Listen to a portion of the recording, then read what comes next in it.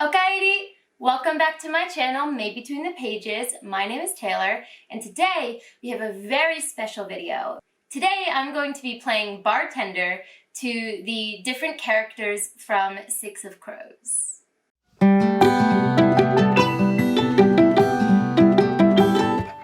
Now, I've never done anything like this on my channel before. I've also never been this far from the camera, and I do not have a mic that works with this camera.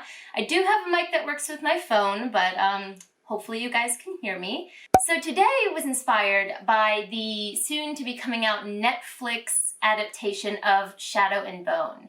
Now, if you've been around my channel, you know I don't like the Shadow and Bone trilogy. I don't like Alina or pretty much any of the characters from that trilogy.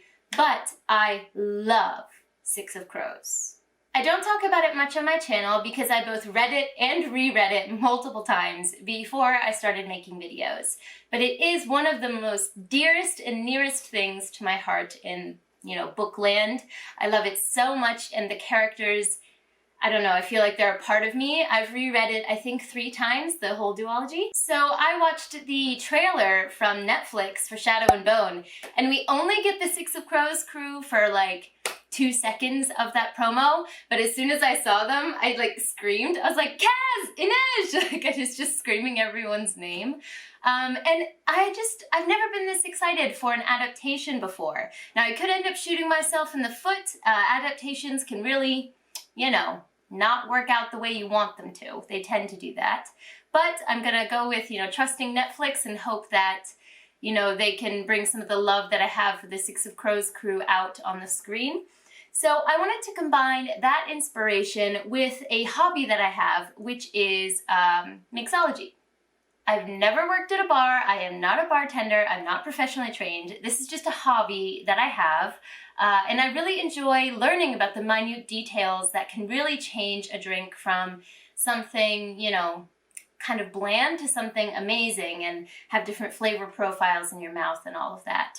So I just really enjoy the process of experimenting. I also do not have a fully stocked bar at home. I have, kind of the basics.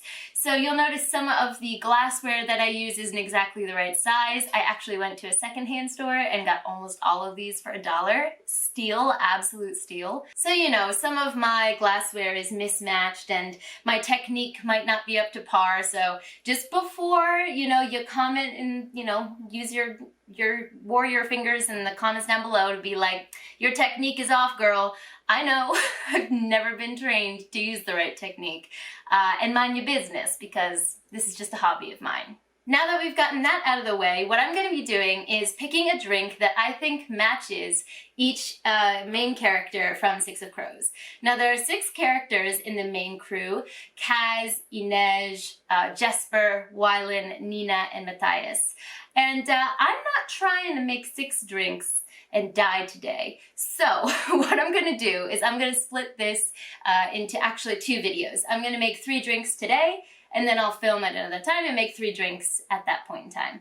So what I think I'm gonna do today, I think I'm gonna do Kaz, Inej, and Wylan. I think those are the 3 I'm gonna do today. Now, just as a disclaimer, please do not drink if you're under 21, at least if you're from America. I don't know where you're watching from in the world, but follow the rules of your country. So please do no underage drinking inspired by this video. If you're of drinking age, feel free to make one of these drinks for yourself at home and drink responsibly.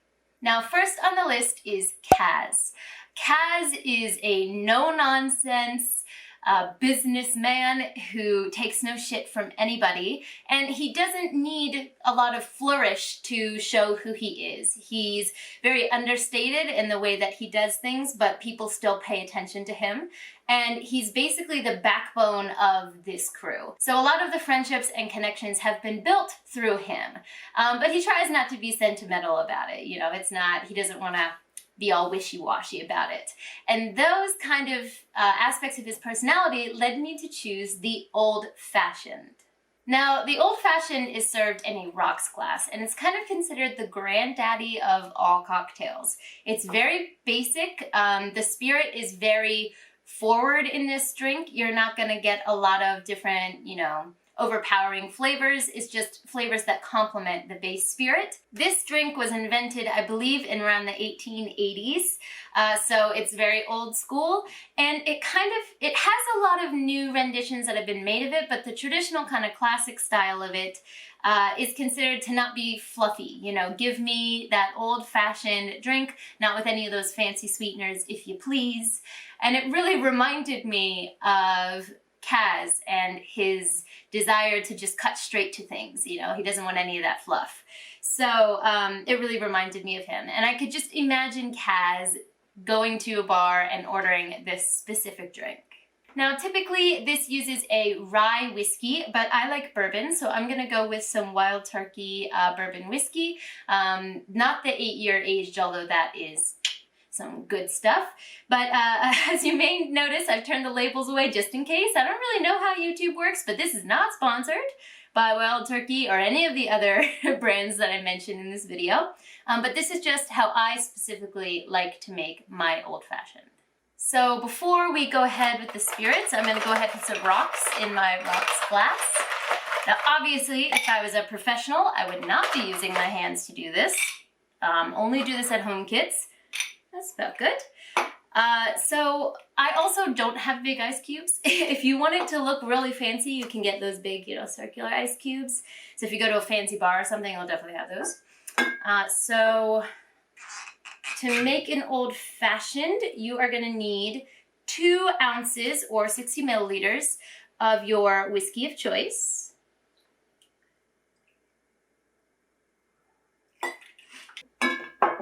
Next, you're going to need your simple syrup. Now, simple syrup is simply sugar and water is a 1-to-1 ratio. So you put, you know, 1 cup of water, 1 cup of sugar in a pan, and you just turn up the fire and heat the sugar.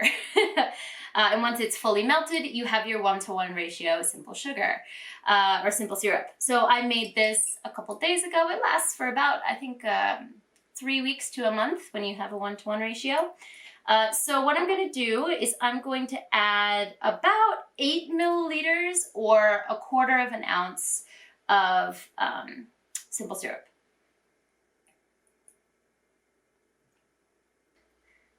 You can add more, but I specifically don't like my old-fashions to be sweet pretty much at all, just a little bit. I really like the taste of the spirit itself. And then the last thing you're going to add is 2 to 3 dashes of Angostura bitters. The bottle is here, so I don't know if you've seen this, but most bars will have this. Bitters are kind of like if you think of your salt and pepper of your drinks. So it's just a little bit of a dash of spice in the drink. So I'm going to go ahead and put 2 dashes in here. And then once you have everything in there, you're going to stir it. So I have my bar spoon here. Let's see how I do with this kind of leverage. I've never really stirred sitting down before. Oh. So you want to give it a nice stir. You really want to mix everything up in there. Get it all nice and coagulated. That's not very appetizing, is it? What's the word I'm looking for? Well mixed. Then the final twist, which I think really makes a huge difference to this drink. You can skip it if you want, but it's a large wedge of orange peel. The bigger the better, honestly. So basically you're going to take this, and the skins of fruits have a lot of oil in them, so we're going to put some of the oil around the outside of the glass. Just a little flourish there. Put it in. And this is your old-fashioned. Can't you just imagine Kaz BREKKER, you know, ordering this? I certainly can. Cheers. Oh, that is such a good drink. Yeah, I know, right? Ice popping at me.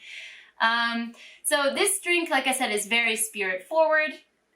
It doesn't have a lot of, like I said, any other flavors that overpower. It just supports the drink. Just like Kaz, he doesn't need a lot of flair. Sometimes he's dramatic, don't get me wrong, but he doesn't need a lot to get attention on him. He just is who he is. and despite his best efforts, seems to attract people to him. So the old-fashioned is very classic style, as is Kaz, and I just think that this really matches him. So the old-fashioned is a very classic cocktail that has a lot of spin-offs from it, and Kaz is kind of the beginning of the Six of Crows crew. Without him, it wouldn't really exist. So I think that these two match really well. Man, that is a good drink. Now, the next person on this list from Six of Crows is Inej. Inej is the spider of the group. She can climb pretty much up any building. She's as silent as a wraith, and she does a lot of the spying for the crew. She is brilliantly independent and fierce at the same time as being sensitive, and she really cares about her friends. She kind of plays a bit of the mother role in the group, where she looks out for the feelings of others when others in the group might not be able to do it for themselves, especially in the case of Kaz and Nina as well. So I wanted to give her a little bit more of a complex drink, something a little less straightforward than the old-fashioned. Because Kaz doesn't hide who he is, it's out there for you. But Inej, you're not going to get to know the real her until she wants you to know. You know? And I just love her for that. Ugh, if you can't tell, she's one of my favorite characters. I struggle between Jesper, Inej, and Nina as being my favorite characters in those books, but Inej, I love her so much. Now, the drink I've chosen for her is a whiskey sour. It still has some basic ingredients because, like I said, I don't have a full bar, so I'm not trying to use any, crazy ingredients. These are all pretty basic drinks. But this one has something a little special, which is an egg white that is shaken with the drink to give it a head of foam at the top. Now, for this drink, as I just mentioned, you need egg whites. And I forgot to separate my egg whites, so I'm gonna go do that. We'll be right back after this commercial break. Okay, so we are back with our egg whites separated. So for this drink, we're gonna need 3 other ingredients. We're gonna need, again, a whiskey or a bourbon of your choice. We're gonna need the simple syrup. We're gonna need lemon juice. This is fresh squeezed lemon juice, juice of 2 lemons, I believe. And honestly, I know it's a pain in the ass, but it's so much better than bottled lemon juice. If you're gonna make your own cocktails at home, it is so worth the time to invest in like fresh citrus for your drinks. It's just a world of difference. And then after that, we're gonna be using the egg white. Okay, so first you need 2 ounces or 60 milliliters of your whiskey of choice. I'm hitting everything, aren't I? Kind of sounds pretty, doesn't it? Like chimes. It's a positive way to look at it. Here is our 2 ounces. After that, we're going to do 1 ounce each of our simple syrup and our lemon juice. A 1 ounce is 30 milliliters, by the way. And yes, I use a very big jigger, for those of you who are going to comment on that. It just feels good in my hands, them little tiny ones, 1 pour can get me 2 ounces. I like it. Okay, let's get our 1 ounce of lemon juice, freshly squeezed. Then the key to this drink is going to be the dry shake with the egg whites. So we're going to take 15 milliliters of egg whites, which is ½ an ounce, and we're going to put that into the shaker without ice and shake it just a couple times. This is called a dry shake, and it helps get that kind of froth going with the egg whites, and it really seems to make a huge difference. I'm also going to try to cut up my egg whites a little bit in here. You know how there's like the gloopy parts?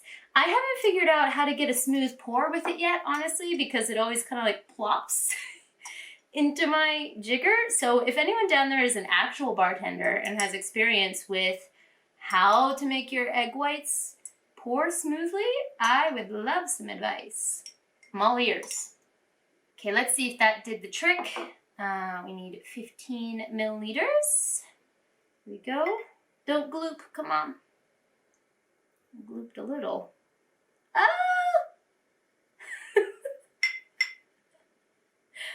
Oh no, it's gonna be too much. Oh, just safe. Look at that. Perfect amount. Once you put it in there, like I said, you're gonna dry shake. Now I have a cobbler shaker, which is the type that has like the, what's it called, the strainer built in. So when I shake, when I dry shake, it tends to not be so clean. So I have a towel here just in case. But we're gonna go ahead and shake this just a couple times to get that foam going in there. And there is the uncleanliness I mentioned. Then we're gonna take our rocks, our ice, and put them in there. Again, I have small ice, so I tend to put like 4 or 5 in there. Also, whiskey sours are interesting because I haven't exactly gotten down how long I like to shake them yet. Sometimes they turn out really frothy, sometimes they don't. So let's go ahead and give this a shot. So what I'm listening for is the sound of the ice changing. I think I heard it. Again, I have small things, so we're gonna serve, we have a small shaker and small ice, so we're gonna serve this over a couple rocks. You don't have to serve it over rocks. Some people do, some people don't, but I'm gonna serve it over a couple. All right, here we go. Get that pour. Ooh.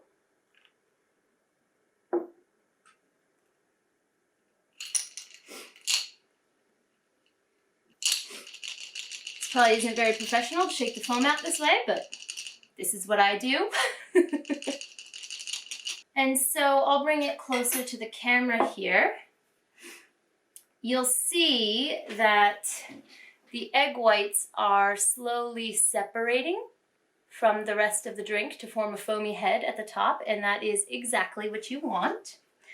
So also for the top of this, I'm just gonna put a couple dashes of Angostura bitters. For design. I don't have my toothpick with me. How am I going to swirl it? I didn't think that through, did I? Use the edge of my bar spoon. Let's see if this is fine enough. Yeah, nah. Toothpick's much better. Future reference. In the end, here is the whiskey sour. For Inej. Let's take a sip. Oh man. I think that's one of my favorite drinks of existence. So the reason I chose this for Inej, like I said, is it's got that little extra at the top, and that is the egg white. So the egg white changes the drink completely because it adds this like creamy texture to what is a pretty citrusy and spirit heavy drink. It just makes it go down so smooth, and that is Inej for me. She is just smooth and she keeps the group together. You know, this egg white really pulls the drink together and makes it something different, something special. And that is exactly what I think Inej does for the crew in Six of Crows, you know. Without her, I think that they would fall apart. So while Kaz is kind of the backbone in the beginning, Inej is the one that keeps them together. And this drink just kind of has all of that velvety texture that I imagine when I think of her. Is that weird? Does anyone else feel that way about Inej? I don't know. And then underneath that, you have a little bit of a punch, a little bit of a sour bite, because Inej is hard to get angry.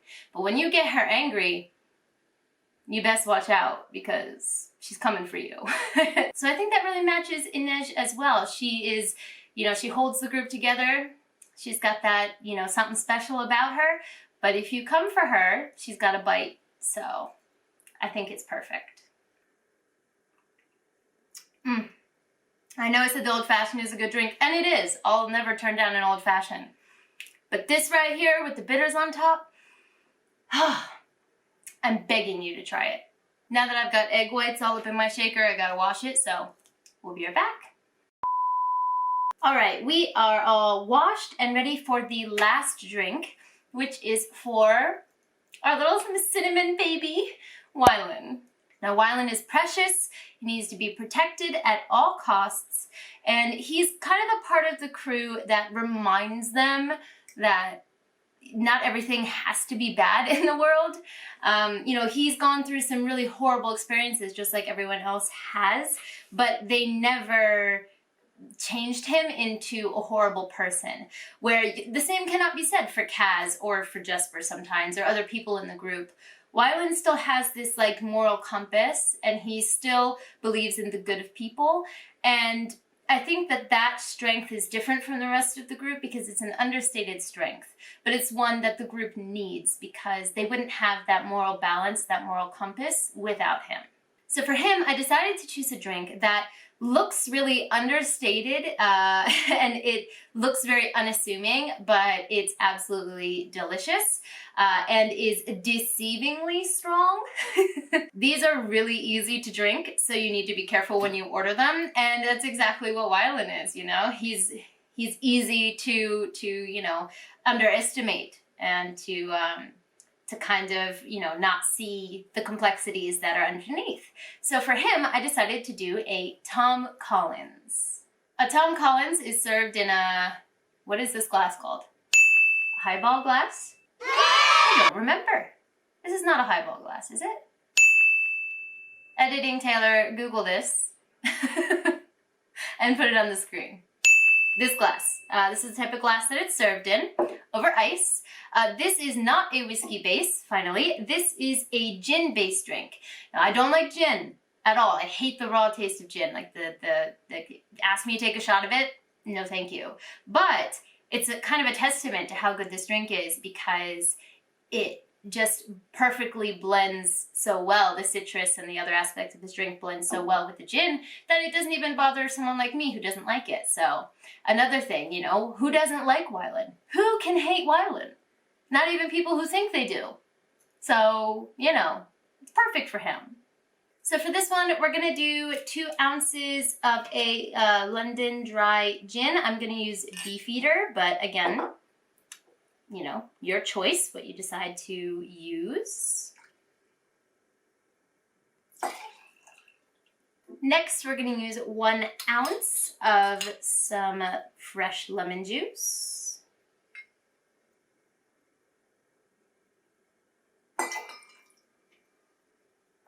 Now, some people like a sweeter Tom Collins, so you can put up to 1 ounce of simple sugar, simple syrup if you'd like. But for me, I like the taste of lemons actually. I really like that citrus bite. So I'm gonna do a little bit less, maybe 3/4 of an ounce.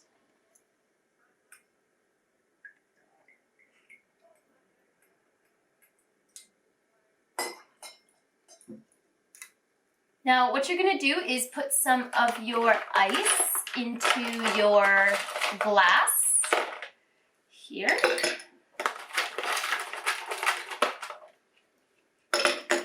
Okay, then you're going to put some of your ice into your shaker and shake it up.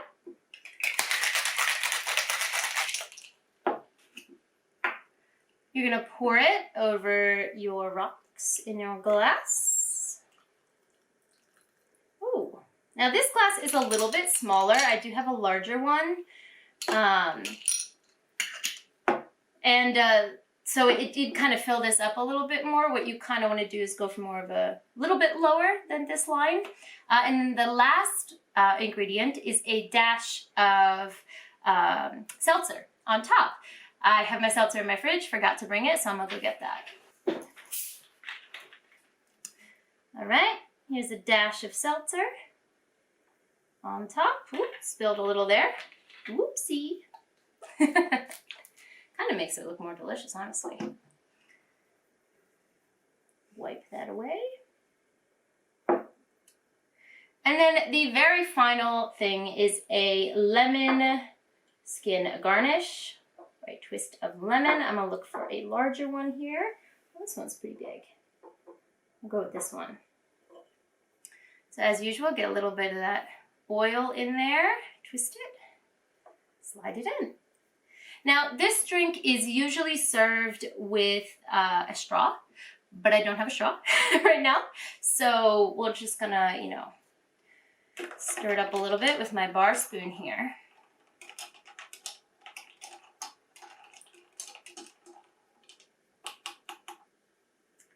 and have a little sip of our Tom Collins for Wylan.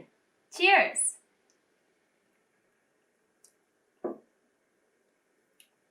Delightful.